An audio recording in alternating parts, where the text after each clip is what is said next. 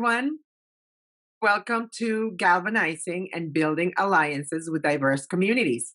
Thank you for joining us today for what promises to be an enlightening conversation about how to build alliances across borders and differences and leverage the strengths of our diverse and intersectional communities.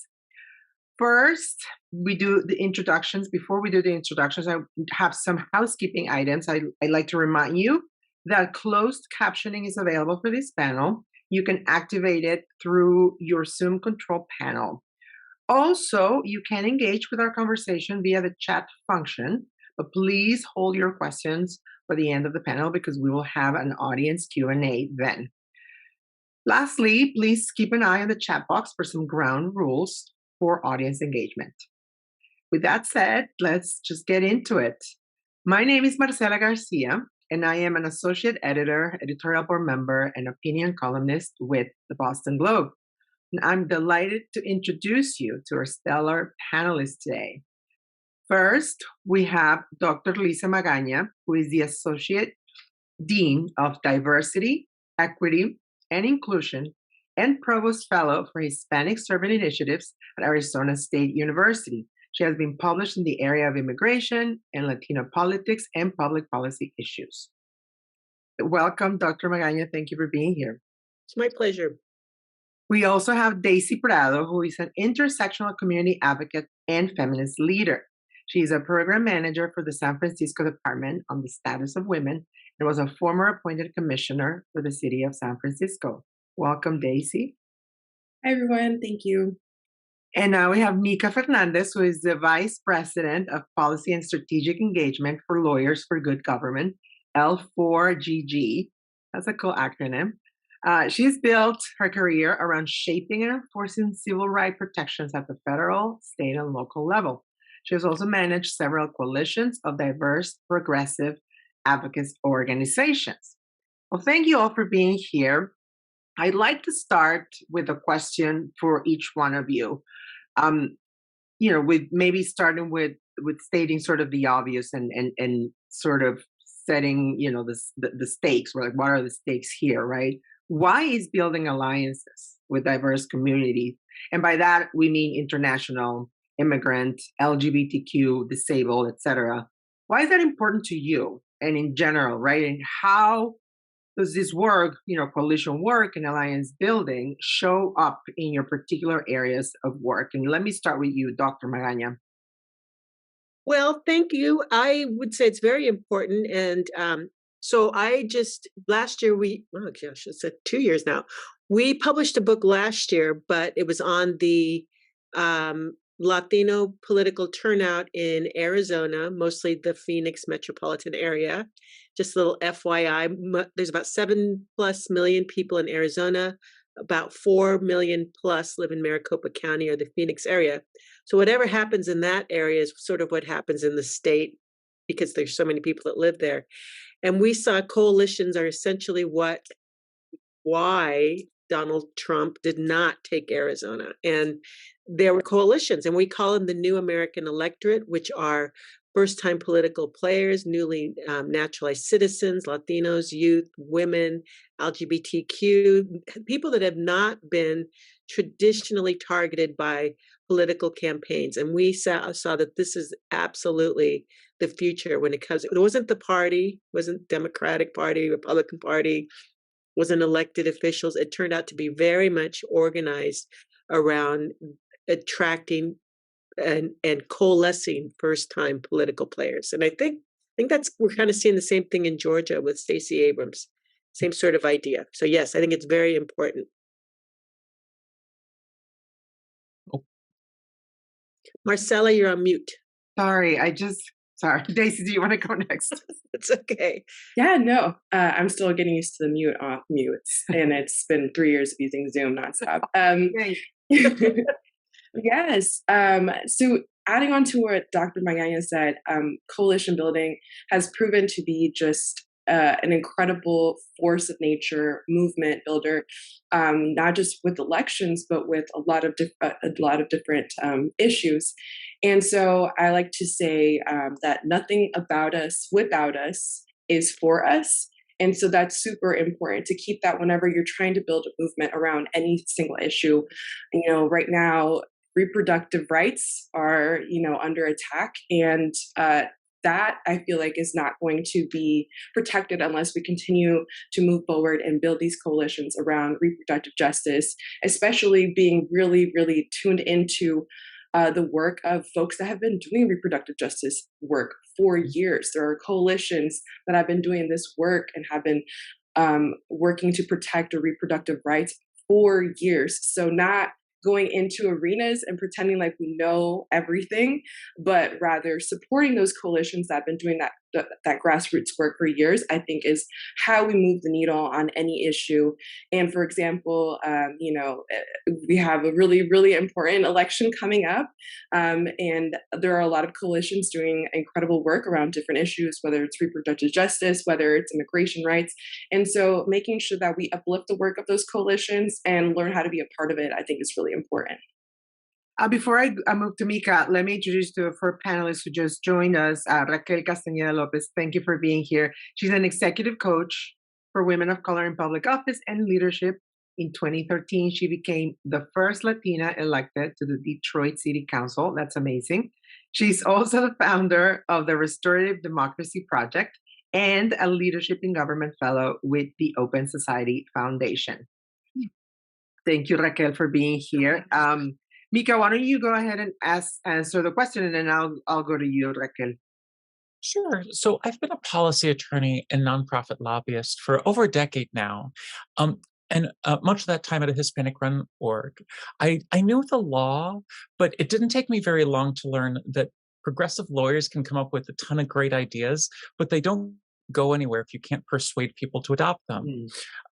So what I got good at was coalition building and getting other people to listen to my good ideas, and even more importantly, listening to them to hear their needs and working with them to develop even new and better solutions. And why is it important to me, coalition building? I think it was Fannie Lou Hamer who said, nobody's free until everybody's free. Coalition building alliances is important because she's right. There's a movement now that's actively coming against the rights of women, of LGBTQ plus folks, immigrants, people of color, people with disabilities. These aren't 5 separate movements. They're the same movement, and they've got to be fought with a coordinated effort. They try to actively pit marginalized communities against each other. I myself am trans feminine, but also a reproductive rights advocate. And in the aftermath of the devastating Supreme Court ruling in Dobbs, reversing Roe versus Wade, of course, it was a common talking point on the right that somehow trans rights were to blame for the losing of Roe. Similarly, you see anti-immigrant politicians trying to blame the economic plight of marginalized racial groups on immigrants. If we don't build these alliances, these cross-movement supports, if we take the bait and fall to infighting between movements, we win, because it's a long, tried and true tactic that our opposition is using of trying to play divide and conquer. And we win by bringing everyone together and keep fighting until everybody's free. Yeah, that's a great point. Oh my God, that was so awesome. It was. That was so, damn, that was good. Okay. Very sharp. Just for a while. It showed. Raquel, I don't know if you heard the question, but we're talking about, like, the first question is, why is building alliances with diverse communities so important to you, and how does it show up in your work? Yeah, great. Good morning, everyone. Yeah, I think for me, so I just actually transitioned out of serving on my local government for 8 years. And so I think Detroit is not a place that people think of like a large, strong Latino community. And the reality is that when we encourage folks to get elected to office, you very rarely are representing 100% demographic of people that look like you or have your similar background. And so I think this conversation around, coalition building for me was a no-brainer because I was born and raised in Detroit. Detroit is a major Black city, the largest one in the country, right? It's like 90% plus African American. And so no one can approach running and even the Black community, and think that you're only going to work with one population. And so I think, as someone who trains people to run for office and now who is a coach for people in elected office, it's really about approaching that with the lens of, our struggles are shared. We have more in common than we do different within our own community, but especially across communities, and recognizing that that's the starting point. So, for example, when I first ran for office, I made sure to go to the neighborhoods that I had no relationships with, that knew nothing about first, which were primarily elderly African American communities. And so I think part of that is, one, knowing who exists, who you're going to serve in as elected office, or just in general in the work that you decide to do. And then two, that's the reality of our country. Again, unless you live in some isolated rural place where it's like 100% one population, one demographic, when you run for office, and you may be running as the first Latina or the first LGBTQ person or the first, Asian refugee, whatever it is, but ultimately you're going to be representing people from multiple demographics, whether you're a school teacher, you're a social worker, you're a nurse in a hospital. And so I think this piece of coalition building, when I actually saw the question, for me, it was almost, I had to think about it consciously, because it was just the normal for me, right? Like, I've never been in the majority in any place in my life. So I've always had to just learn how to work with folks from different backgrounds. And so I was like, oh, how did I build these coalitions? Because it was just simply how I breathe, basically, how I function as a human being. And I think at the core, we all function in that way. We're all curious about each other. We all are social beings and want to build connections. I think it's fear that prevents us from doing that a lot of times. And so I am a social worker by trade, so you hear me talk a lot about like emotions and reflections as we do this panel today. But I think it's just at the core of who we are as human beings. We're curious and we want to connect. It's a really good point, because we all sort of take it for granted that that's what we do. But in reality, like, there are a lot of sectors and industries that just work in silos, and you have, the African American group, you have the Latino, it's all sort of segregated. And so let me just stay with you, Raquel, and then I'll go with the rest of you. But just, clear examples and clear strategies about how you build those connections. Like, it is probably not natural for us, but like, it's important to dissect it, I guess, to also share these lessons, because people honestly sometimes do not know how to get out of their silos, right? And so how do you develop trust, with these other coalitions, right? And so how do you do it? And to the extent that you can use examples, like real life examples, Sure. I think that would be great. Sure. Yeah, no, thank you. Great question. And I appreciate the concrete being like, be concrete here. So I think that I'm a social worker by trade, and my focus was in community organizing before it was popular. And so really in organizing, it's a lot of one-on-one conversations. So I'm a big believer that when you can have one-on-one conversations with folks, that you're able to get more at the root of issues. The other big piece, which I think people like poo-poo oftentimes, is listening, like really listening without an intention and without an agenda. I can't tell you how often people go into spaces saying, I'm going to change this person's mind, or like they're wrong. And then you already set yourself up to be defensive, and you already have borders there, right? And so for me, I really had to learn in some very hard experiences. When I first was elected, I was the first and the only Latina ever in the city's history. And so, there was some excitement and people being like, yay, we're so excited. And other folks who were like, you can never represent us because you don't look like us. Mm-hmm. And so I had to go, and I very intentionally did this, made sure I went to the neighborhoods where I didn't have strong relationships and set up one-on-one conversation with people. And I had people yell at me across the table, told me to go back to Mexico despite being born here, telling me I wasn't dark enough, or thinking of the previous panel, I was too light, or I was not dark enough. And one woman told me, and I'll never forget this piece of wisdom, and she's like, look, Raquel, you're going to win because you're brown, and Black people like you because you're not white, because you're not white, and white people like you because you're not Black. And so I think being brown in the United States, you're in this space where you're like in to a certain extent, but also out, right? You're always this other, and you're never kind of enough. And that's really, really difficult to, I think, walk around with that weight, so to speak. Mm-hmm. And so for me, it was kind of listening, but also putting my agenda and my ego aside. And part of that was me going in, like, I'm a good person. I'm not racist. Like, I grew up in this city. Like, I love this community, et cetera, et cetera.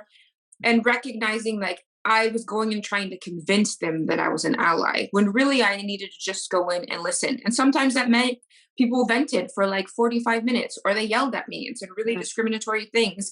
And it was building and doing my own healing and resiliency work through therapy, through meditation, to recognize that a lot of that was not, well, none of it was about me.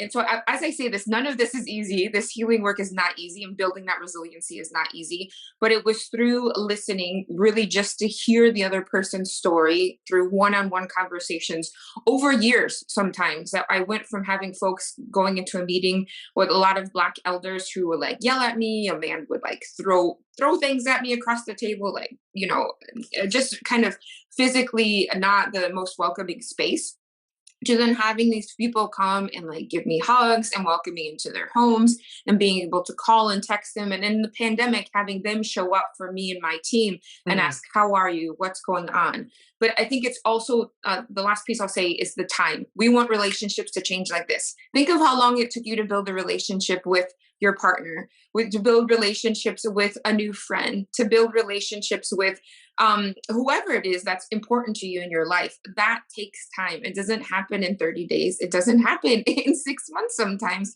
And I think we're so instant gratification, like, oh, they didn't text me, oh, they don't like me, that we lose sight of the long term. And it's really investing in those conversations, listening and putting the time into those. And I guess the last point I'll say, I keep saying the last point, is just the power of listening with no objective and being able to truly sit with people in their suffering, because there's a lot of historical, intergenerational poverty and struggle and trauma. Being able to sit with folks and listen to those conversations is actually really, I think, important to building coalitions, because it gives space for folks to heal and it allows them to be seen in ways that maybe they haven't ever been seen by other folks. So hopefully that was a little bit more. Oh yeah, no, it's very compelling, because the patient aspect of it is very true, because we do forget that it takes a huge investment of time, to sort of build a coalition and trust ultimately. Daisy, any lessons or examples that you can give us about how you've done it? Yeah, so to give a little bit of background about myself, and it's a part of this topic, is that I started off by working in community-based organizations, and then getting into bigger organizations like Planned Parenthood Northern California. And then I transitioned into working for the Department on the Status of Women here in San Francisco. And I think all those years of me working actually in the community, again, for community-based organizations, and having those one-on-one conversations that Raquel was talking about, is what really set me up for success in my now role and my first role in working for the government. And I think there should be, and this is why I encourage also more folks, if you don't want to run for office, but you're curious about government spaces or just the political landscape, I do encourage you to try to see if there's different opportunities in the government that you might want to be a part of, especially if you have that experience, whether, working at coalitions, working in community-based organizations, because that insight and those connections will help you better serve the folks of your city or your community or your neighborhoods. So like Raquel said, community building and community organizing and coalition building isn't an overnight thing. It takes years of work, years of building that trust, years of having those conversations, years of pushback. And then I think the most important thing is going into spaces, not thinking that you know what's best for those communities or what they need, but rather listening and asking them, like, what do you need? How can we support you? And also leveraging your privileges that you might have, whether it's like you work in the government and you have access to different resources, and how can we get those resources and connect them with the coalitions, with community-based organizations. So I say to folks that it takes a lot of time. If you're in a new city, please get involved, whether it's through, we had spoken about elections, whether it's knocking on doors, canvassing, that's the perfect way to meet everyone in your neighborhood.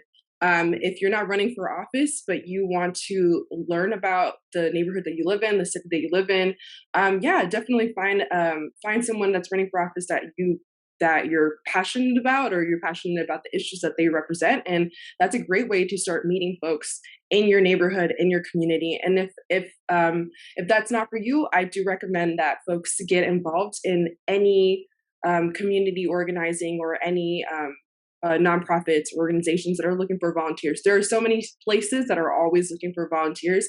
And that's what I did, because I'm not a San Francisco native, and I've had to put in years upon years upon years in building community here. And I'm so grateful that I have community here.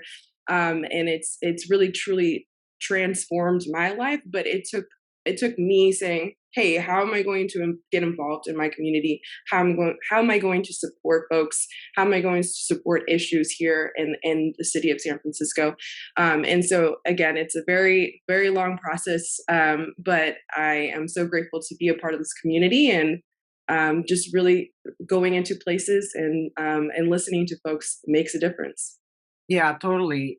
Dr. Magaña, do you have some lessons for us? Oh, you're muted.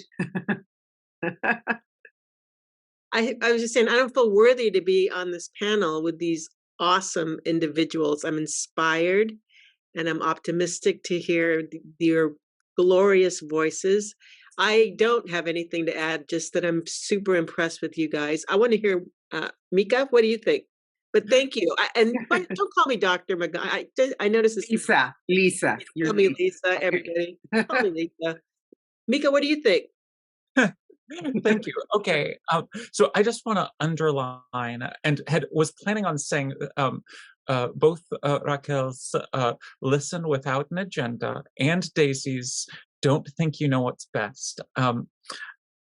As an attorney, I've known an awful lot of attorneys who go into a room and pretend, oh, well, I went to law school. I know what's best in the law. I know what's best for these people. I know, without actually listening. And that is the one strategy that is like so destined to fail. Like, don't try to convince them that you're an ally. Don't try to convince them that you know better than they do. You definitely don't. And as far as lessons learned, the one lesson learned that hasn't come up yet is, don't think of these movements as different movements. 25% of Latinas are Afro-Latina. They're queer Latinas. They're Latinas with disabilities. There are Black immigrants who need immigrant supports just as much. And thinking back to experiences I've had over the years. So when I started out, I was an education civil rights advocate, and coming from the Latino perspective, we cared a lot about language access. I could have devoted my work solely to Spanish language access, but I was building a movement. I was working with the Asian American and the Native American groups, and hearing their needs, and listening and incorporating into the things that I was advocating for, the needs of not just of the Hispanic community, but of each of the communities that actively needs these services. And they came to trust me. And really, that's the sort of thing that we're talking about here. Mm-hmm. Convince them you're an ally. Don't say that you're an ally. If you're in the perspective of, oh, I'm like I don't have a racist bone in my body, you've already lost, because you don't have introspection that, no, you don't have everyone else's experiences, and you won't be able to be a good advocate. You won't be able to be a good representative until you can have the community to say, no, I don't know your experience, but I'm willing to learn, and I'm going to do my best to represent it. Yeah, that's pretty powerful. In terms of ways that building alliances, I think, Lisa, you got into it in the beginning a little bit when you were talking about Georgia and Arizona, and in terms of how can that shape politics and mm-hmm. policy, right? Like the coalition building. Is there anything else that, you, Raquel, Mika, or Daisy want to add about exactly how connecting with people across borders? Like, we're also talking about international communities, right? Not just, African American or immigrants or, LGBTQ or transgender folks. Like, we're talking also about across borders. So how can that, help advance, an agenda or shape the politics, in our government? Raquel, do you want to take that on? Sure. I think one clear example I can give that speaks very highly to that. So, across the country, and as civil uprisings grew, in the city of Detroit, there was an organization that was kind of leading the way and leading a lot of the marches after George Floyd's murder. And they had a list of like 40 something demands. And so a lot of the elected officials shied away from engaging with them. But we sat down and had a conversation with them to understand better what they were asking for. And so I think that is really important as it relates to not just building trust and communication, but as it relates to informing policy. A lot of folks, I think, approach policy change as like, oh, I had this great idea I heard on NPR, or I read this really great article, let's implement this. And that can be important, but I think really truly good policy comes from the ground up and comes from the people, right? And so this example kind of gives strategies that you can use, but also how it impacts policy. And so over the period of I think a year plus, we met with this coalition of groups and went through the list of demands. And to Mika's point earlier, the list of demands ranged from like, creating a sanctuary city to having affordable transit to creating more recreational opportunities to improving air quality, all of these things, right? It wasn't just this defund the police and just banish the police type of things, which that's truly never what's meant anyways. It's like all of these other things to reinvest monies. And so, but it took time, and really we would meet every week for like twice a week, 2-hour sessions to hash through these demands. And my role kind of as the policy person was kind of to explain, okay, you have this request. This is really the federal government. We don't have authority. This is how we could implement it at the local level. So almost being like a coach trainer, working with community organizers to explain the system, so to speak. Mm-hmm. And they saying, this is what we're trying to accomplish, and me trying to think of a solution. So over the period of meeting really intensely for almost a year, we decided to pursue the route of amending the city's charter because there was an amendment process open at that time. And so it was then teaching them how to lobby, teaching them how to attend and give public comments, teaching folks to understand the timeline of things, how to, organize and bring other folks on board, because it was one coalition initially organized in response to George Floyd's murder. But then as we went through the list of demands, recognizing, hey, there's an environmental justice coalition we need to bring into the conversation. There's a water rights coalition that we need to bring into the conversation. So it expanded from this one organization to over 15 organizations, kind of 15 coalitions working together on this larger policy package. And people showing up to do public comment that had never done public comment before in their lives.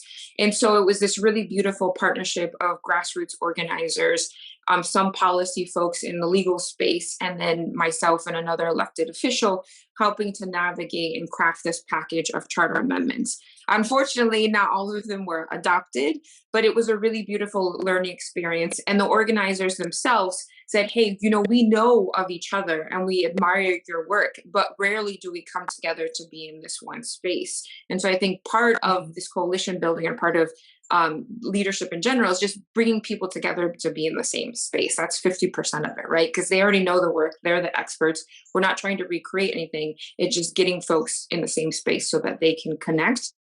And so now to this day, those coalitions still continue to meet and have an agenda, maybe not as aggressive as it was before, because some things passed, some strategies have changed.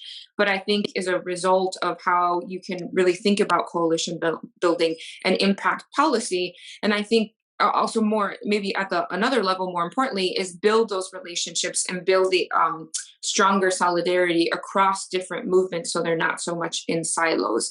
But it has I think, huge impact on then people's conversations, it was an election year, so everyone who was running said they agreed with this package or didn't agree with this package, because the coalitions had built so much movement that it was then we were then able to apply additional political pressure on folks. And so yeah, I think there's power in numbers. We know that. We're also busy, and I think our society wants us to be sectional. You're just environmental justice. You just work with the Latino community. You just work with early childhood education. But ultimately, I think our core values around equity, around inclusion, around access are all the same. And it's just kind of bringing us together into those space to see what the similarities in our policy ideas are, and then to support each other and show up when they come to the table. Marcela, can I add to this? Absolutely, Lisa. So I'm just listening to a lot of so a couple things. So in Arizona, I would say the anti-immigrant rhetoric, legislation, targeting, galvanized. It was counterintuitive. It actually mobilized Latinos. The coalitions were, yes, people that could vote, people that were advocates, but also immigrants that cannot vote, that were coming out in support of people that were supportive of comprehensive immigration. So we saw that. The other thing that was interesting is that there was a coalition of Latinos. So you had Puerto Ricans saying, I'm not an immigrant, but these anti-immigrant feels anti-Latino. So we saw a coalition of international. Shakira came to Arizona. So that was really interesting. And so I'm listening to Raquel brilliantly talk about inclusion and equity and diversity, and I'm a dean, and these are some of my areas, and I think you guys have all touched on it, the intersectionality of these issues and the coalescing around gender, whatever, the environment and reproductive rights, and I think that's been really I think that's the norm now. And again, it's not, even I don't even feel comfortable saying the Latino vote or Latino politics, because it's so much more than that now. Particularly, the Latino vote as a concept, it needs to end. Like, it needs to be killed. It doesn't exist. That's why I always talk about. I never say Latino vote. I always talk about voters. Yeah, I say Latino politics because that includes immigrants and activists and grassroots. And I would say, and just to it was one of the most effective coalitions in Arizona were businesses that coalesced to boycott the state. It's a really interesting coalition. Businesses saying, "I'm not going to a state that's racist." The business community mobilizes. They did. They really know how to quickly coalesce around each other because of the business interests, money talks. It's something we don't think about, but I think that was really effective. Yeah, at least with the SB 1070, that really right. But I'm loving listening to you guys. You guys are amazing. Can I add you are a program manager. Yeah, go ahead. Definitely. Go ahead. Yes. So I specifically, again, we've been talking a lot about intersectionality and movements. And again, everything that history has shown us is that the progress has been made because of intersectionality, pushing that forward. And I just made sure to not mess up this quote by Audre Lorde, but there's no thing as a single issue struggle because we do not live single issue lives. And this is so important. And that's why coalitions are so important, is because we don't live single issue lives. I care about reproductive justice just as much as I care about immigrant rights. And those things are intersectional. So, and a lot of the times when we're talking about reproductive justice, reproductive health, like we're leaving folks out of the conversation. We're leaving undocumented women who might not have access to the same things that other folks in this country have around reproductive health. And so I think it's really, really important to make coalition building and our movements as intersectional as possible, because like Raquel said, we've seen that numbers is what really is going to push us forward. And I also want to give one tangible example of, you were talking about international movements.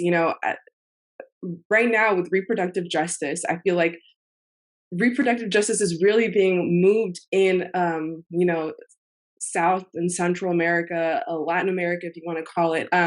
They've really been pushing the movement for reproductive justice for all in Latin American countries, and it's made me so proud. The fact that Colombia, the fact that Mexico, places that have super high Catholic religious populations, were able to decriminalize abortion. Is just incredible. Like, I never thought I'd see it in my lifetime. And then I'm living over here and I'm seeing the clock turn back every single day. Every single week, I'm seeing another state put another abortion ban. And I'm seeing more and more people of reproductive age no longer have access to this essential healthcare, because abortion is essential healthcare, make no mistake. And so I think it's really important for us to also look and see what is it that folks, down south are doing well. How are they pushing forward? How's La Marea Verde? How are they doing it? How can we bring La Marea Verde here to the United States and help us push back and fully regain control of our body autonomy and our reproductive rights? So that is one way that I would say that right now reproductive justice advocates are really working with folks in other countries to try to push it forward. Our struggles are interconnected and intersectional, not just here in the United States, but all around the world. So just wanted to give us. That's a great point, Daisy, because even before the historic Supreme Court, striking abortion rights for women here, we had seen this movement, La Marea Verde, in Argentina, Mexico, and I remember reporting on it and talking about what are the lessons. Now that we're seeing this clock turn, this reversal of rights here, are there bridges being built right now? Are there communications of lines being opened between our advocates here? And I was a little disappointed to learn. I mean, maybe now it's a different story, but back then, a few months ago, there haven't been many communications, because I spoke to activists down in Latin America, and only they were starting to talk a little bit, but there are huge lessons there. And this is how this shapes government and politics, right? Like building alliances throughout across borders, essentially. And so maybe Mika, you can speak to that, but in terms of what I don't know to what extent reproductive rights organizations here are making connections down south and see what can we learn from you, what can we take from your fights and your struggles.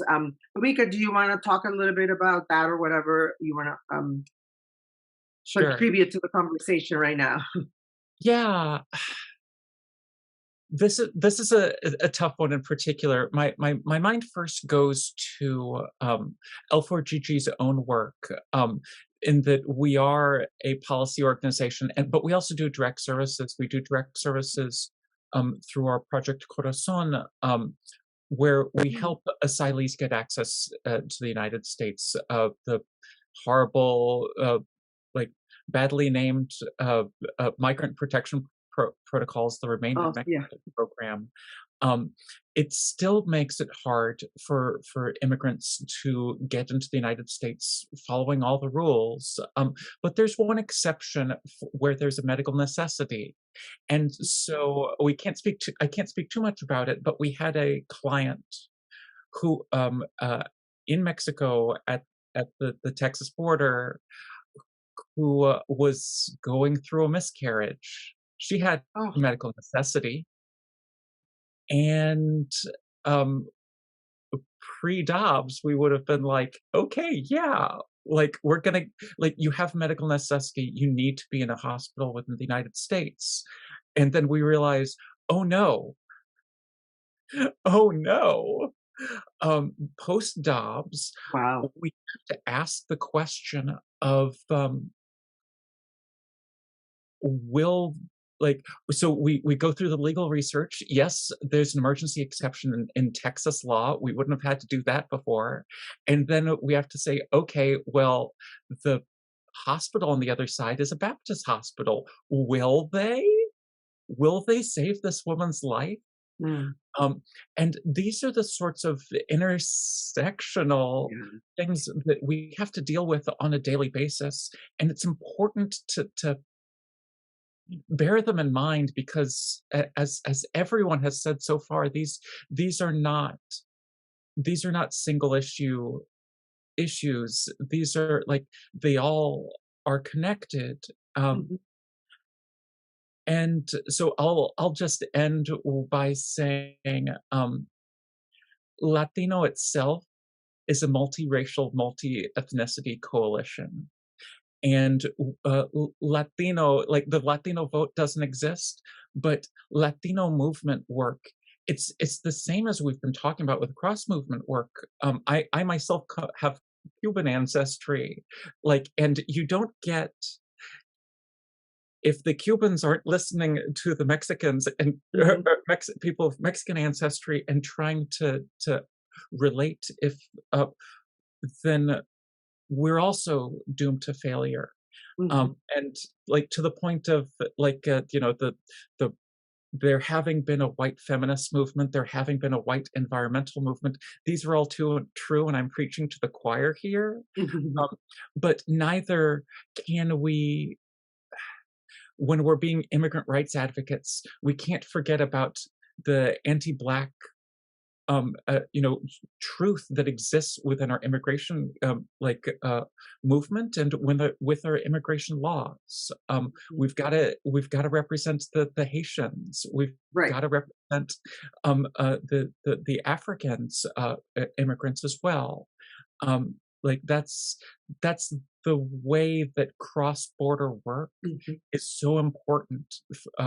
Because, you know, the plight of the Haitian Americans are the same as the plight of the Latino Americans. Yeah, and it's important. Can I add something? That's so interesting.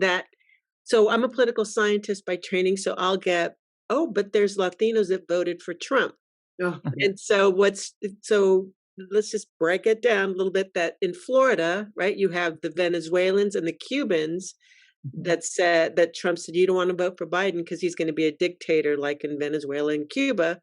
And then you had Biden targeting the Puerto Ricans in Florida, saying, look at what he did. Look at what Trump did during, you know, the hurricanes in Puerto Rico and the paper towel throwing. And so again, that's why I like to say Latino politics. You said Latino movement, which I really like a lot. But even that difference there, I think it is trying to cause conflict with the Latino community, right? I think it's kind of divisive to say, oh, but what are all these Latinos voting for Trump? And of course, there's Republicans that are Latino, right? Right, conservative. Conservative, the always been, evangelicals, of course, you know, states that are traditionally Republican.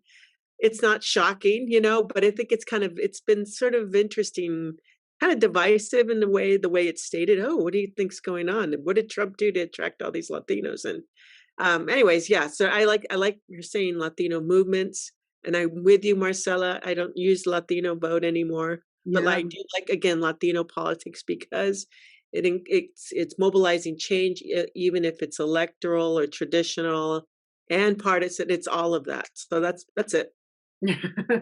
I was thinking, can any of you give me an example, or maybe all of you can think of an example of a group, a sector, an industry, a community that has done this well? You know, like, I don't know why the African American community, even though it's also not monolithic, comes to mind, but maybe there are other, maybe I'm wrong, but like, can you think of someone or some group that has done this well, the coalition building and the alliance building, how to be a good ally, like who has done that well and what can we learn from them?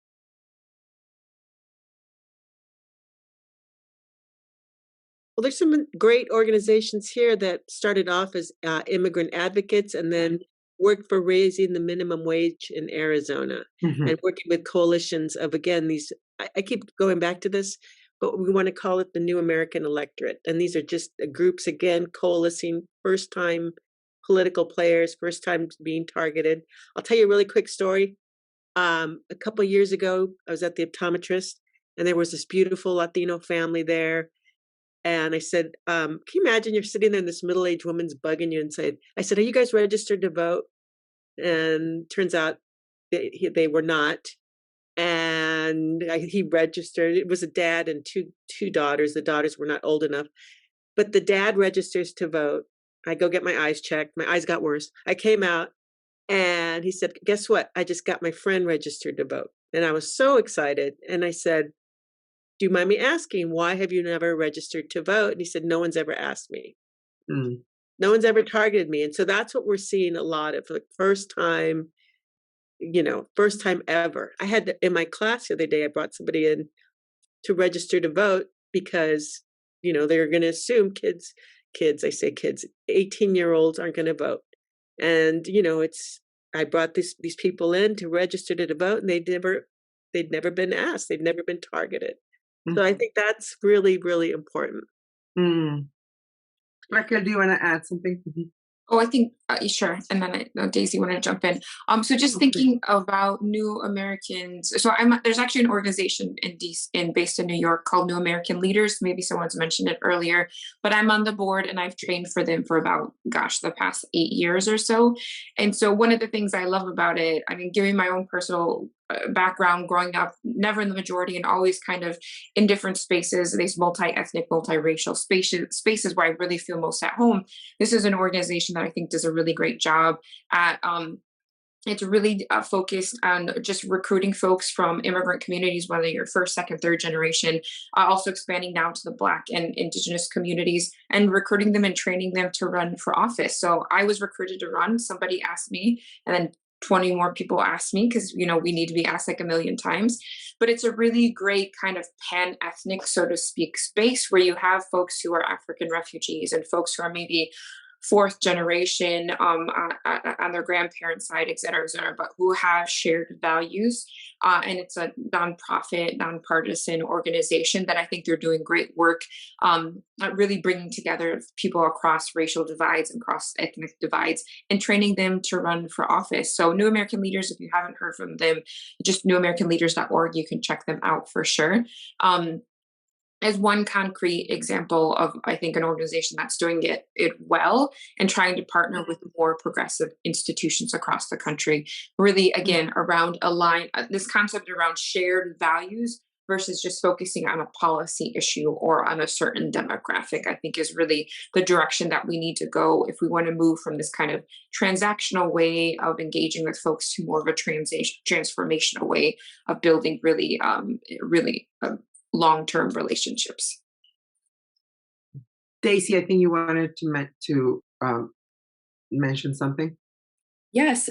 So I would say also an example of, I think, someone that did great coalition building and for better, or you may or may not like this politician, but but I think President Obama did an incredible job with grassroots organizing and coalition building. And that whole question that Lisa, that you mentioned is like simply asking folks, like, are you registered to vote?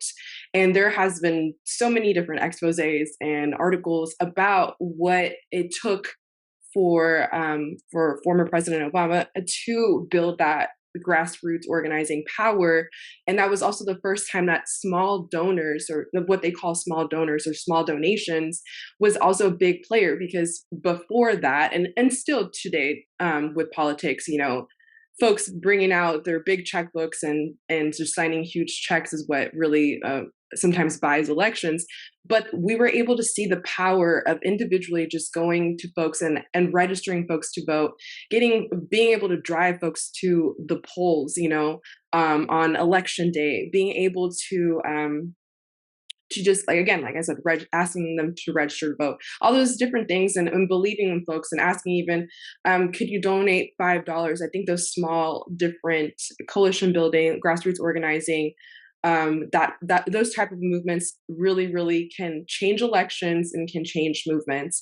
And so I think it's really important to just see the power of just having a conversation with folks and seeing where they're at. So I think that's really important. And I think also right now we are more connected than ever before, for better or for worse, because of the internet.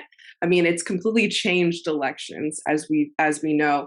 And so I think this is a great time for us to build those international intersectional movements. Like right now, we can see what is happening in Iran, and we can connect also some of our struggles here, whether it's for reproductive justice, body autonomy, women's rights, and connect those struggles and see how internationally we can really work together to try to make this world a better place for all of us. And so I think, for better or worse, the internet has helped us with elections, with getting connected, with community building, and it's a really, really powerful tool that can be used as well. Yeah, that's amazing. It's true that we tend to forget that there's Obama, again, because he, I guess a lot of communities didn't feel that he didn't do what was promised to them when he built that coalition. But we do tend to forget that he did that. That for whatever it's worth, he definitely galvanized all these communities, right? And so that takes me to the next question, which is what can Latina elected leaders, and this is very important, Latina candidates too, because I feel like this is a huge barrier also for people to enter politics or to decide to run. I mean, Raquel, you were saying that people ask you and ask you and ask you, and so people don't want to do it because perhaps they don't know of the magnitude of the work, and it is so hard to run for office. I don't think I would ever do it. So my huge admiration and respect to you guys, because I know how hard it is and the amount of work needed. So it's a huge undertaking, and power to you and kudos to you for doing it. But what can you tell Latina candidates right now, or Latinas who are already being elected? How can they galvanize their diverse communities, to effectively represent them? Are there any advice that you can give them? I mean, Raquel and Daisy, you're in government. Raquel, you were an elected official, but Mika and Lisa, do you have any advice for them? Raquel, do you want to go first? Sure. I mean, I would say just the first one to everyone on here, and I think someone said this in the previous panel, that you're already more qualified than you think you are to run for office.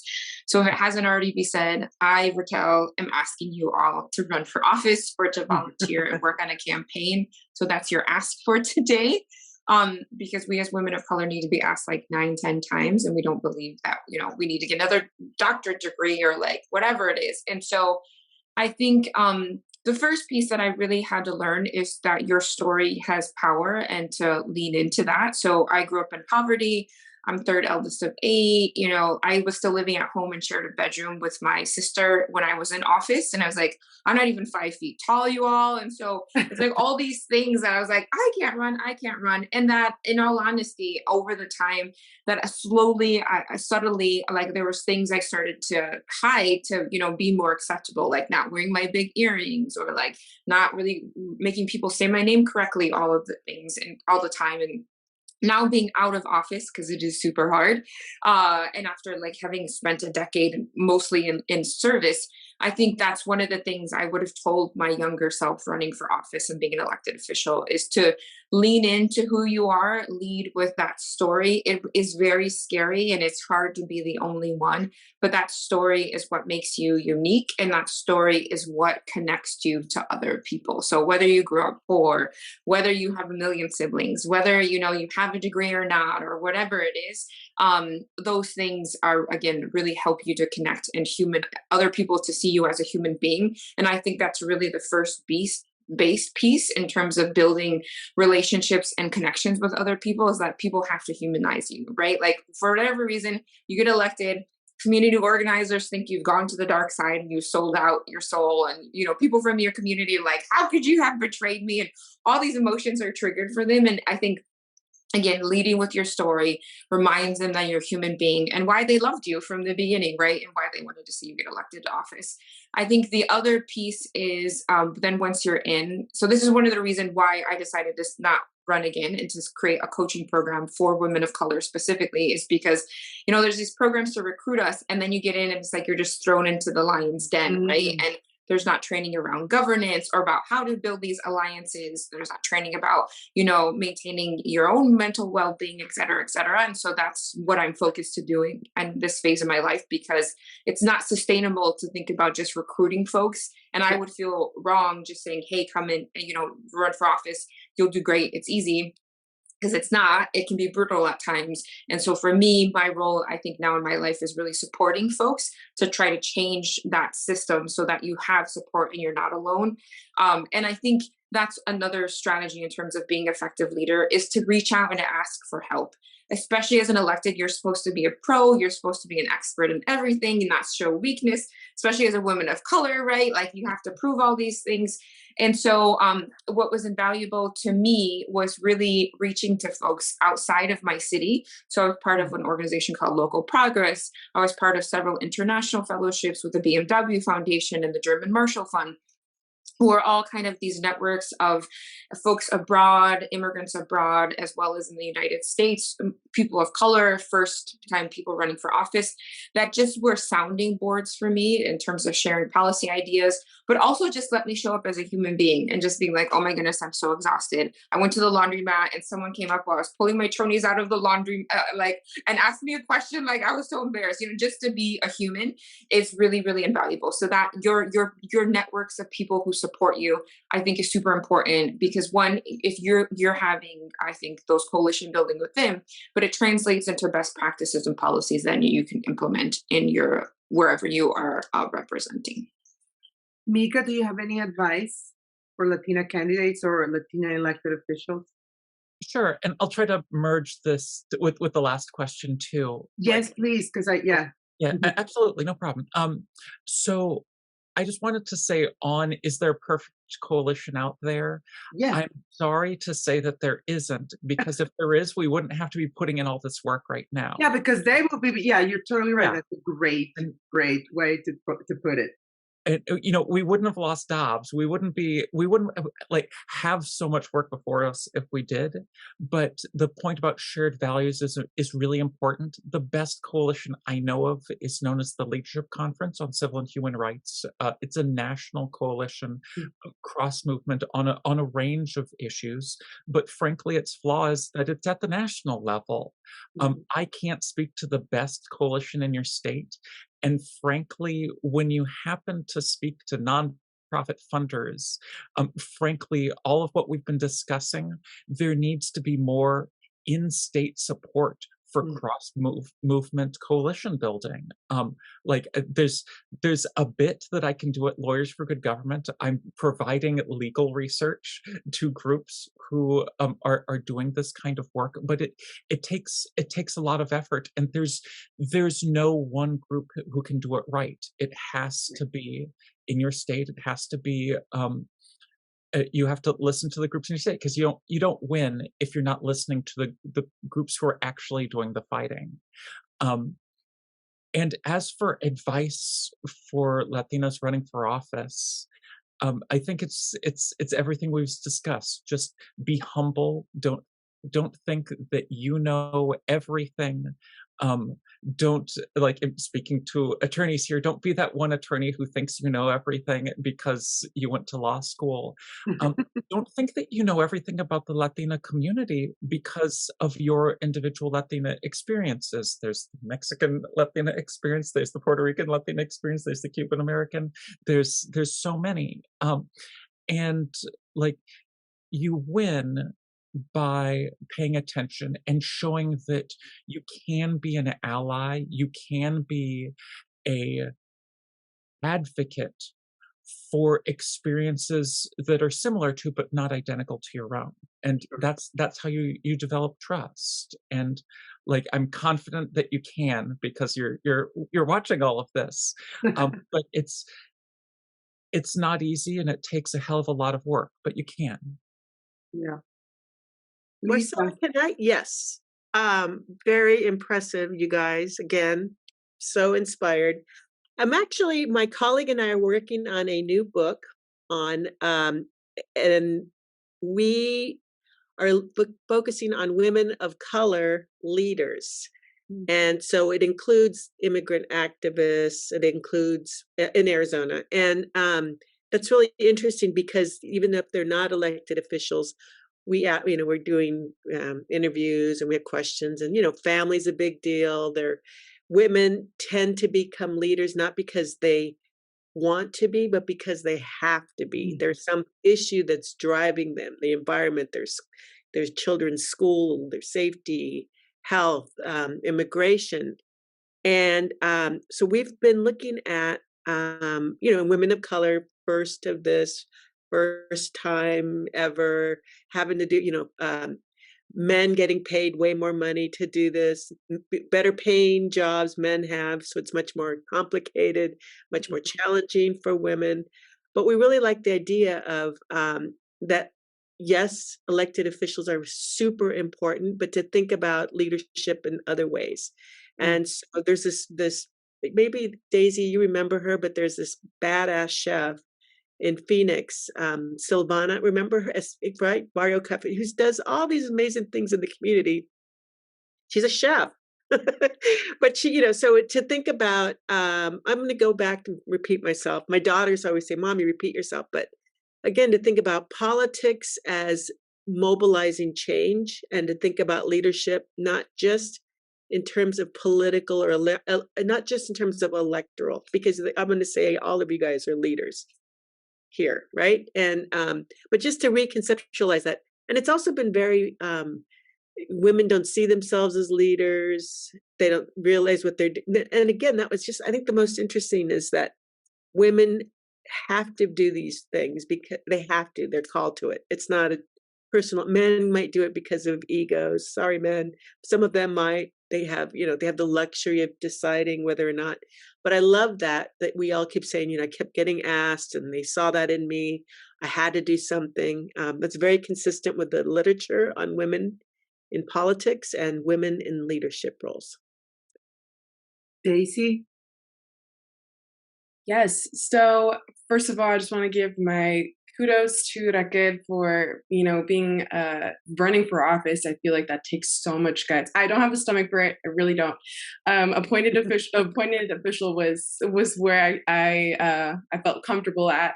But I have myself even had thought about running for office. I know folks have been asking for resources. I think Raquel is gonna drop some. I also want to plug Emerge. There's Emerge California, California, not there's Emerge National. I also picked up this book at one point. It's called Don't Just March, Run for Something. And it served as inspiration to kind of demystify a little bit of the process of how it begins. So in case you all are curious to just at least read something before you reach out to any organization. But I just also want to say, really, if you're even thinking about it, start going to some of the actual webinars or some of the meetings for these different organizations, whether it's New American Leaders, as Raquel is plugging, or Emerge, or whatever it is. Just go to one of those spaces, and that way you'll see other people that are like you and that are considering running for office and feel more empowered and feel more comfortable and start demystifying the process.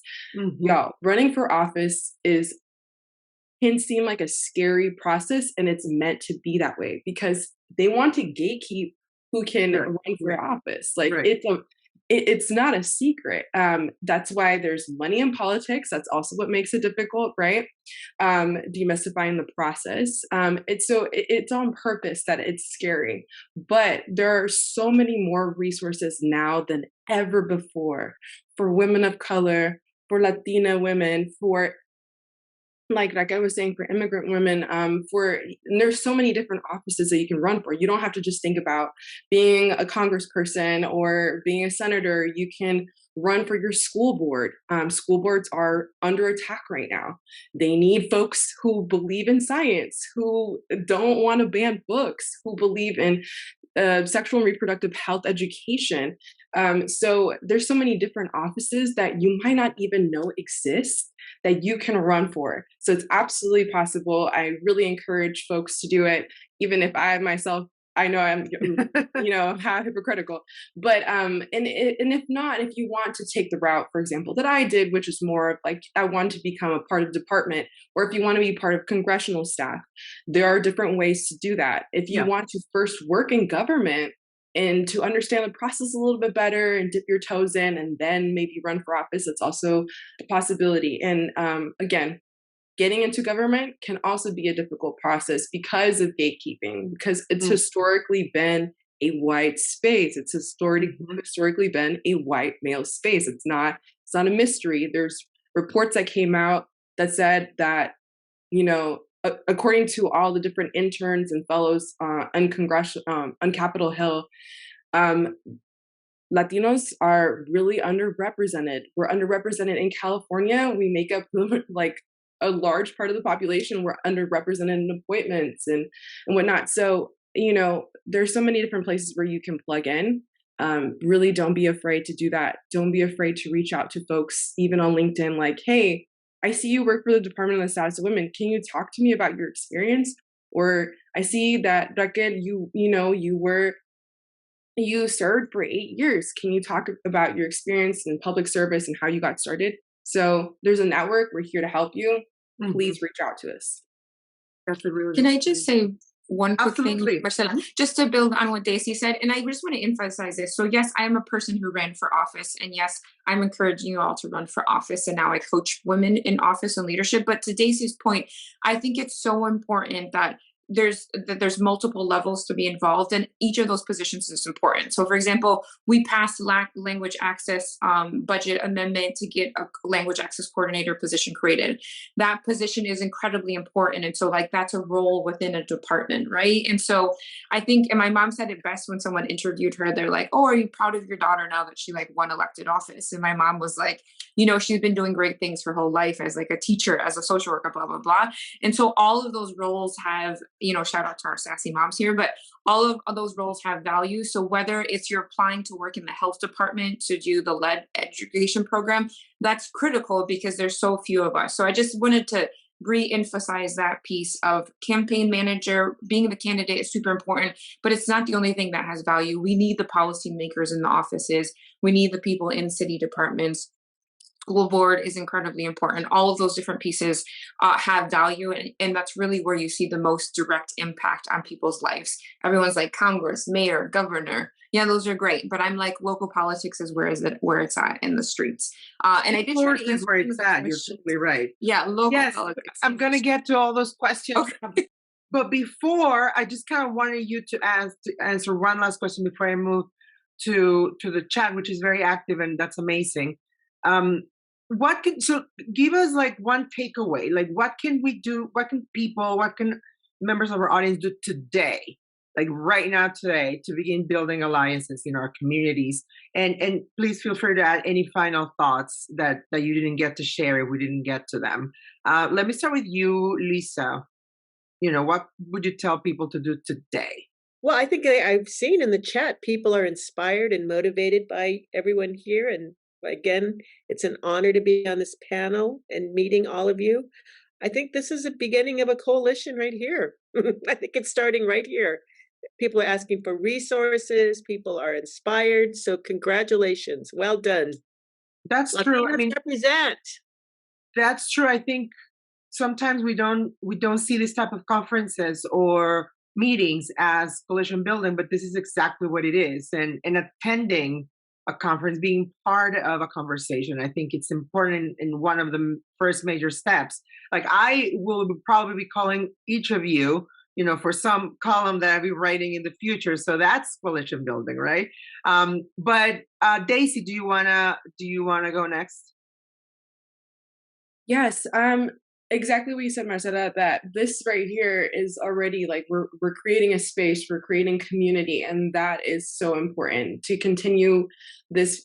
When I think about even when I was in college, I felt like all the resources that I see now, I'm like, where were those when I was in college? Like I could have really I used some guidance. I felt like I was just trying to find my way when I graduated from college and trying to find my way in the career, whether it's in politics or working in community-based organizations. But I'm so grateful that more and more of these spaces are being created. And then one thing I'll say though, about coalition building, if you do want to have like hold a space, whether you're an organization or a department in your city or whatever it may be, holding spaces for coalitions, inviting different organizations. If the coalition's not built yet, inviting different organizations, community-based organizations, et cetera, to come to this table, different community leaders to come to the table. You can help be the convener, the table, to where folks can gather and be able to build this coalition. You don't have to go and find it. You can help build it. And so that's really, really important. And one last thing that I'll say about coalition building and just even being the convener, it's also important to respect people's time and pay people for their time. So if you're holding a focus group, if you're holding a table to convene, oftentimes, especially if it's working class folks, they're taking time out of their day, which means wages, which means childcare, which means transportation costs. So make sure that you have a budget to be able to give folks, whether it's gas money, whether it's parking for validation for parking, whatever it may be, whether it's food. Make sure to have those for the folks that are coming to the table that you are convening, and making sure that you respect people's time and energy. So just I'm really grateful to be a part of this space, and thank you all today. Thank you, Daisy. Mika, do you want to go next? What can people do today? So I want to echo what Daisy just said and say that oftentimes the coalition hasn't been built yet, and it's our jobs to build it. And like, I want to especially underline the respecting people's time. And when I mentioned earlier, I work for nonprofits with and for nonprofits. The one of the important reasons why a lot of these coalitions don't exist is because the groups who are working at this, oftentimes the groups who are working on these things at the state and local level, they don't have time to give a staff member for, an hour a week every week. Like, they just don't. So yes, part of it is that we do have the responsibility to use the tools at our disposal to help build these cross-movement coalitions. But part of that too is money. Yes, donate to your local official running for office, but also help donate to the groups who are doing this work. Help convene the groups who are doing this work. Help make the cross-movement work that we're discussing, because I'll be honest, money is a big problem when it comes to nonprofit work, especially local nonprofit work. And if you do work for a nonprofit that has some money, you've gotta give it around. Like our organization is almost brand new, but we're using the tool we do have at our disposal, our community of 125,000 progressive attorneys who like to do pro bono research, and we're giving that just free to these groups. Give what you have in order to help these movements work. I don't know what you have, but use your tools as best as you can to help make this cross movement building work. A really good point. Raquel, anything else you want to add? Sure. Two things. I think one, it can be fun. So I think even just thinking of your own personal network, like I'm in my early 40s, I transition out of office, relationships are changing. And I'm like, I'm going to send an email to friends that I want to keep connection with. And maybe that seems like a really silly or simple like coalition, but the practice is putting yourself out there, being vulnerable to try to then build connections with people. And that's whether it's relationships in terms of friends, romantic, family, whatever it is, professional. You have to be a little bit vulnerable and be willing to put yourself out there. And so I think one thing that you can do and that we train on is just make a list of all your existing relationships. Who do you know, and in these different coalitions you're trying to meet with. So who do you know in the early childhood education space? Who do you know in the environmental justice space? Who do you know in the reproductive rights space? Blah, blah, blah, blah, blah. And it's almost like an inventory of your existing relationships. And then you'll start to see the gaps. Okay, well, I really don't know anyone in the immigrant rights community. I really don't know anyone in the Black Lives Matter community. Mhm. And so, and then as you do that, then you're like, okay, then you reach out to folks in those spaces, say, hey, I just want to grab coffee to learn more about what you do. Doesn't have to be to like form some agenda. It's just simply to learn more about that other person. And then going from there to see where there's shared interests, shared values, and the opportunity potentially in the future to work on something in a collaborative manner. But almost doing like a relationship inventory, so to speak, about what relationships you have, which ones you're missing, and also the strength of those. And this is what I talk about in training is really base building, that this type of work starts 3 to 5 years before you even think about running for office or moving a policy agenda forward. It's different than when you're actually campaigning, right? Ideally, you would have built trust and you have that rapport and such at that time. But this is the work that you put in before. I'm a social worker. I grew up in Detroit. I've worked in the community and nonprofit space for like 10 plus years. So I already had those relationships then when I was recruited to run for office. So just concrete examples, relationship assessment, like list them all out, which ones are missing, which ones are strong, which ones you need to work on building, ask people to grab coffee just to learn more about what they do. The other piece, and this is something I'm reading right now, it's a really great book that's called The Art of Gathering, How We Meet and Why It Matters by Priya Parker. And I love facilitating. I love hosting workshops. We also have all been to those spaces which we're like, oh my goodness, this is such a waste of time. We could have done this over email, or this should only have been a 15-minute meeting. And so I'm a big believer in just that art of facilitation and having meaning and intention around bringing people together. So I'm reading this book still. There's a great kind of snippet podcast interview with her on Brené Brown. If anyone follows Brené Brown on Spotify, you can listen to her interview. Again, her name is Priya Parker. So read the book to learn how to, host better meetings. That's awesome. Thank you, Raquel. And thank you all. I quickly going to go through the questions. And I think this question from Evelyn Barahona in Boston, I think, are there resources or best practices? I think we have kind of covered that, but if there are any resources or best practices that come to mind that we haven't mentioned here on how to build and sustain successful coalitions, please feel free to mention it or drop it in the Q&A. I think the books that we've mentioned and the organizations that Mika and Raquel mentioned too are good places to start. But if there are any other more, Daisy, do you want to add something? Or So I have a few books here that really have inspired me, maybe not specifically around coalition building, but Angela Davis's Freedom is a Constant Struggle. Again, we're not reinventing the wheel here, folks. A lot of folks have done such great work over the years. So really, we have folks here that were part of the civil rights movement, and really learning from their wisdom and learning about the intersectional feminism movement. And another one is We the Resistance. So this is a pretty thick book, but it really documents a lot of the different history of the protests in the United States. And again, what better way to push forward and learn from what we have done previously and how we can somehow figure out how to get our movements together and create a more intersectional alliance and push progress forward. So I just wanted to plug those two books in. Perfect. Thank you. All right. And then there is this question that I thought was very interesting. Maria Bocalandro, and I'm sorry if I'm not pronouncing your last name correctly.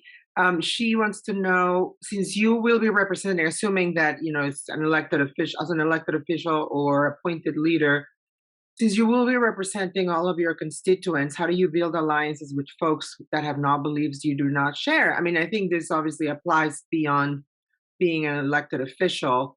In your work, you obviously encounter people from other communities or other part of other groups who don't share your beliefs. And so how do you bring them in? How do you connect with them? You guys have any thoughts about that? I do. Yes, please.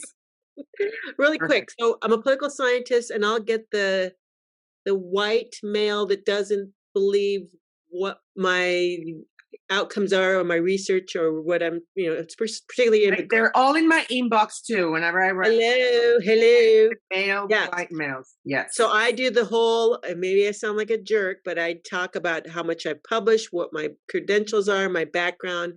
I have to do an extra special case to prove that I am not, have some sort of agenda. So that I'm going to say right there is one thing that, and I've gotten older, the more I could care less, but it's, you can have your facts, but at least have it, you can have your opinion, but at least make it factual.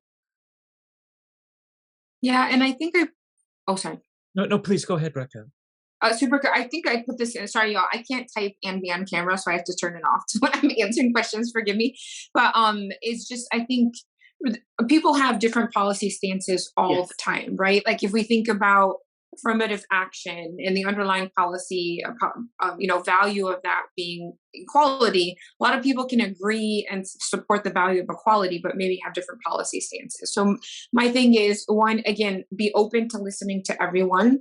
To recognize that really identifying what your purpose is. I'm not there to change you or save your soul. Maybe my mayor will never support affordable housing. I don't care. Is he going to support the passage of this affordable housing fund? Okay, great. Someday your soul will be saved, right? So staying focused, keep your eye on the prize of what you're trying to do, and people's souls will be saved. It's their own responsibility. And then the last piece is always leading with your values and focusing on that. This is around education. This is around access. Because even if you're Republican or Democrat, we all care about education. Maybe you have different interpretations policy-wise, but a core value that we share is education. That's it. Perfect. Mika. Mm-hmm. Yeah, I'll go back to my time as a registered lobbyist, and I'm going to just echo what Raquel just said, that back when I was in law school, like they would say a thing like, before any communication, know your audience and know your purpose.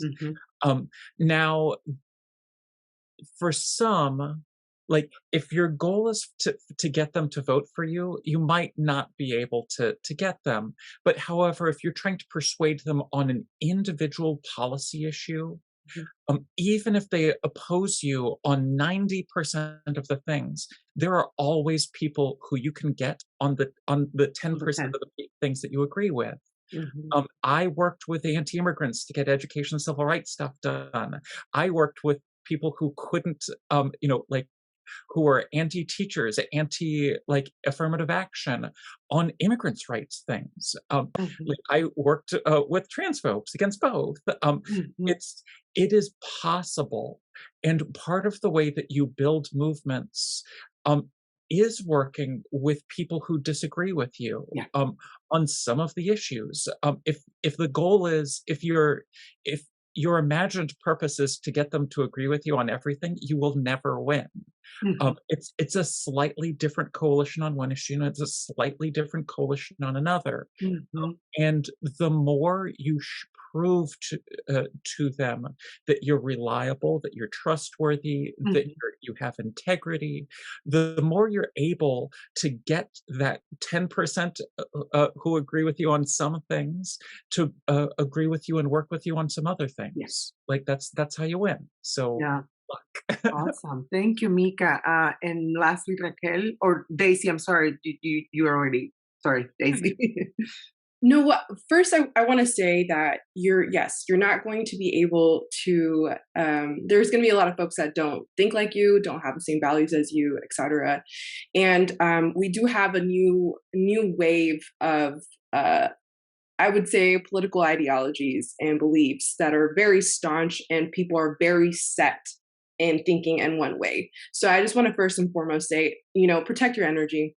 You're not going to be just debating with people on the internet, getting into chatting matches. Good advice. Yeah. It's not worth it. It's absolutely not worth it, especially when you're doing it on the internet. In real life, when you're in communities, in actual real life, not on the internet. There are ways to be able to listen to folks. First of all, always be open to listen to folks, be open to listen to lived experiences. I think there are so many people that you will find out that you have similar lived experiences. And then you can also find a baseline of connecting the dots on shared values then, and building on those shared values. And I think Mika said really important is building that trust also really helps.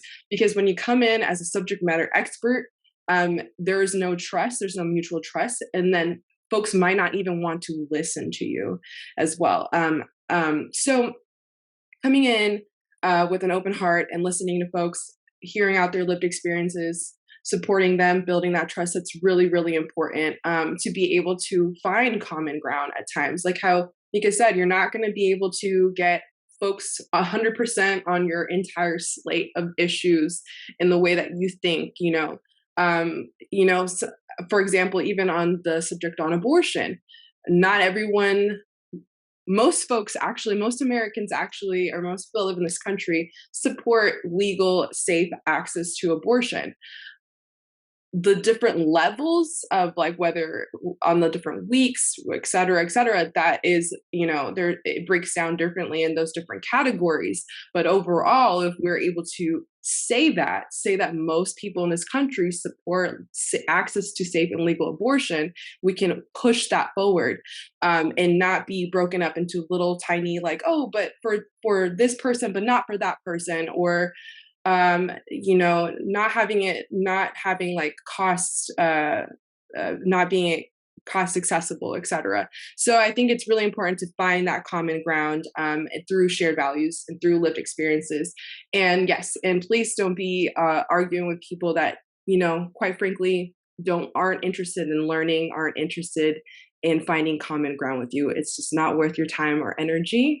It's just the internet, and oftentimes they might be just bots. So no, it's an art form to know where the line is, like to know and to really identify who is engaging with you in good faith and who really wants to learn and be part of something versus someone who just wants to troll and there are so many people like that out there that are really truly not interested in learning, in becoming an ally. This is what they do. And so I think there's a very fine line between, those type of people. But so I think that's it. I think we got through all the questions. I know that the chat is very engaging and active, and there's a lot of people dropping their information. I think one person, I think it was Maria, asked to save the chat. I'll email it to you because she lost the connection. But there's a lot of resources here, a lot of coalitions being built actually right now. And so I want to thank you for your time and your insights. This was really, really enlightening and empowering ultimately. So I appreciate you all and all of the effort and your experiences, sharing them today. And thank you to our audience for being this engaging. It's really inspiring, like Lisa said, to watch this and to be part of this. And it really makes you want to really do more and more and more. Thank you for your insights and letting us know how to do it. So with that, we conclude the panel today. I think Julia Mejia, who is Boston City Councilor and really an example of how to build coalitions. She's the first Afro-Latina ever elected to the Boston City Council, and she's doing an amazing job. I think she's going to join us now to tell us what is next in the conference today. Thank you so much for being with us today. Well, hello, everyone. I believe I am here and I'm live. I'm hoping that you are enjoying today's session. I'm super excited to come back. Yes, I have a wardrobe change, Beyonce here, wannabe. But yes, really excited to have our panelists. I hope that you enjoyed the conversation. I was here shaking my head back and forth, loving every single minute of it. We have to build coalition. We have to build across our differences because that's the only way we're all going to move forward.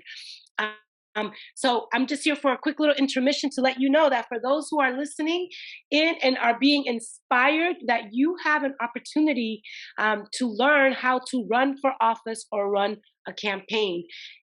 We have created an initiative here in the state of Massachusetts called the Political Lab, where we train first-time candidates and those who run campaigns on the nuts and bolts of how to do it. So I am hoping that those who have been tuning in are inspired to join us. We are going to be hosting an info session in a few minutes where you are able to ask us questions about the boot camp, learning what you need to do to sign up for it, and all that good stuff. So if you are interested, join the info session masterclass session that's going to be happening immediately after this little commercial break. We are also going to be taking a lunch break from 12:45 to 1:30. So this is your opportunity if you want to get un poquito de arroz y habichuela and get your food on. Please do so. And we are going to start the info session shortly as an opportunity for us to really provide information about the political lab and the Latina Represents initiative that Latinas Represent is leading here across the country to ensure that we create space for our people to regulate and motivate and participate. Okay, so that is going to be starting shortly. I am super duper excited to be back with you all again. So I'll start from the top just in case there was a little mishap here, but it's me again, Counselor at Large Julia Mejia from Boston. Yes, with a wardrobe change. Super excited. I'm hoping that you all are enjoying all the wisdom that was shared in our previous panel. I was here shaking my head back and forth all day because I am super inspired. And when we think about building coalitions, we have to recognize the importance of building across our differences and recognizing that we don't have to wait to move things forward. There's so many different ways that we can show up and move the agenda forward. One of the things that we want to talk to you all about today is that we are going to be hosting an info session for those who are interested in running for office or running campaigns, because as you've been hearing today, that we need to be occupying spaces.